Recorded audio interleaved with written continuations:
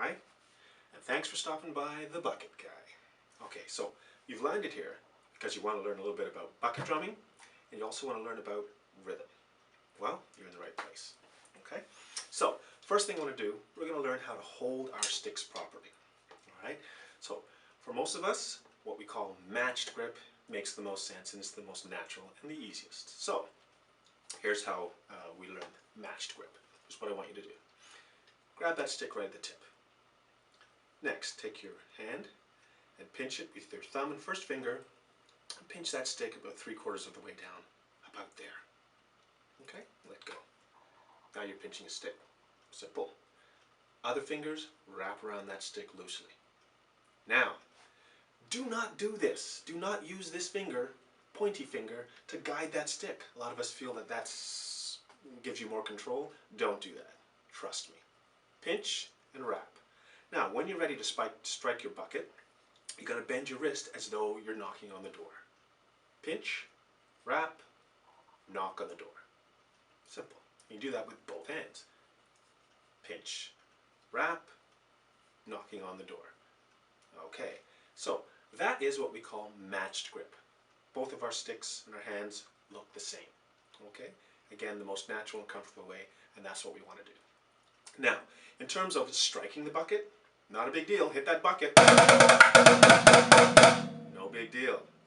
But for my bucket drummers, I give them 3 surfaces. There's the center, the rim, and I like to use stick clicks. Okay? Combinations of those can get very interesting. Now, a lot of bucket drummers will also hit the sides of their bucket. Well, I try not to do that because that gets, the bucket starts to slide around a little bit, or large groups can also get a little bit difficult. You're bumping into people. Okay, so I stick with those 3 areas: the top, the rim, and stick clicks. Okay, so that's our striking surfaces. All right, now let's get started. First thing I'm going to learn about rhythm is something called the time signature. Time signature. I know you're thinking, I don't want all this technical stuff, I just want to learn to hit it. Relax, relax. The time signature. You might have seen it in the past. It's that fraction looking thing that quite often appears in the top left of music. Now, it's very important, okay? This time signature consists of 2 numbers, right? One on the top and one on the bottom. Almost looks like a fraction, and in fact, quite often it's written that way, but you shouldn't, okay? So, the time signature, let's get into it. The top number. That top number can be any number, and all it does is it tells the musician how many. That's it, how many. How many what? Glad you asked. The bottom number tells you of what. Okay? So let's say, for example, we have a 4 on the top and a 4 on the bottom. Okay, so we know now we have 4, and the bottom number, right, it can only be a multiple of 4. We can have a 2, a 4, an 8, and maybe a 16th, maybe 30 seconds, rarely, okay? But more than likely, it'll be a 4 or an 8, okay? So, if we have 4 on the top and a 4 on the bottom, that 4 tells us to count quarter notes.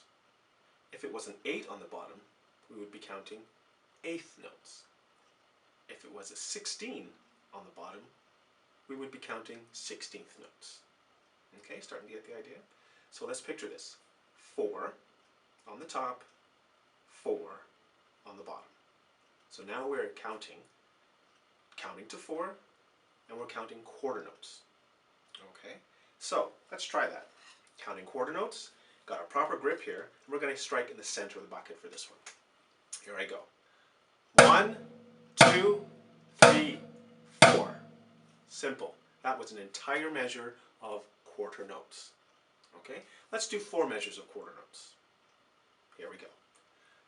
1, 2, 3, 4. 1, 2, 3, 4. 1, 2, 3, 4. 1, 2, 3, 4. And you're done. That is an entire measure of quarter notes. Okay, So next we're going to cover something called the quarter note rest. Easy, okay? When you get to the quarter note rest, it looks like a squiggly thing. Now a rest means you don't hit. If you're playing flute, you don't blow. If you're playing guitar, you don't strum, okay? It means you don't hit or do anything. What you do have to do is continue to count, okay? Let's say, for example, I have an entire measure of quarter notes, but the last beat, beat 4, is a rest. Sound like this. 1, 2, 3, 4. Beat 4 we don't play. Simple. So let's play 4 bars, and each bar will have a quarter note rest on beat 4. 1, 2, 3, 4. 1, 2, 3, 4. 1, 2, 3, 4. 1, 2, 3, 4. That's it. That's easy enough, right? Now let's take that rest and let's move it somewhere. Let's move it to beat 3. Okay?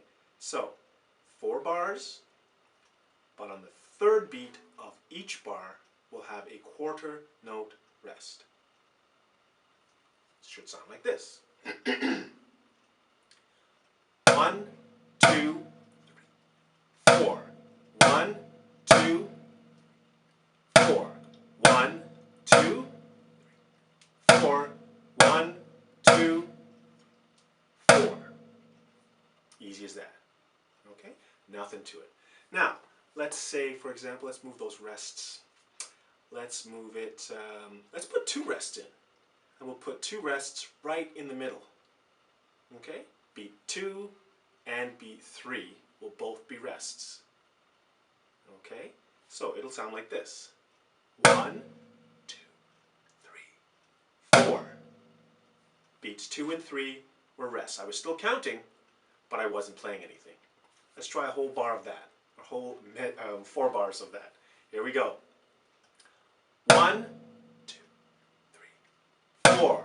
1, 2, 3, 4. 1, 2, 3, 4. 1, 2, 3, 4. And there you go.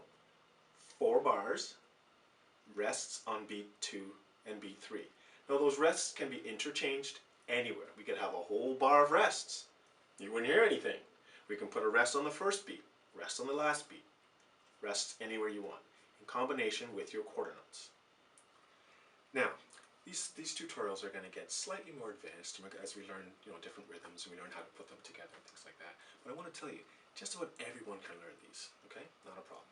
In fact, over the past 12 years or so, I've been lucky enough to teach at many schools and various institutions with students of varying capabilities, right? From special needs as well as the very young, preschool, okay? Not even in kindergarten yet. And I found ways that I can teach these students to recognize rhythms, right? They're able to track these rhythms, so follow along in music, right? And compose their own rhythms, okay? Bucket drumming can be a lot of fun. Students absolutely love it, okay? If you'd like to know more or get some of the material I've covered here, head on over to thebucketguy.com.